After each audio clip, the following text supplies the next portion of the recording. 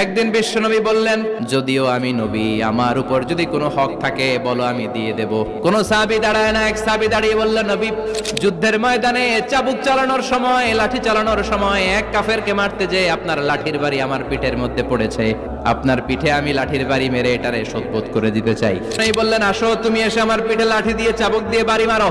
সাহাবী বলে, ও নবী, তখন দুর্ভিক্ষের সময়ের যুদ্ধ ছিল, আমাদের গায়ে জামা ছিল না, আপনি যদি যথা নিয়মে কেসাসটা আদায় করতে চান, আপনার জামাটা খুলেন, খালি পিঠের মধ্যে বাড়িটা মার। এবার ওমরে ফারুককে ধরে গে, এদিকে আয় তোরে দেখাইতেছে। বিশ্বনবী বললেন, ওমর থামো, মারতে দাও। বিশ্বনবী উনার জুব্বাটা উপরের দিকে উঠালেন।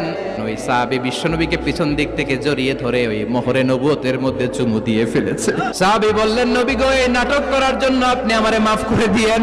অনেক দিনের সাধনা, জল্পনা কল্পনা, আপনার মোহরে নবুয়তে আমার ঠোঁটটা আমি লাগাবো।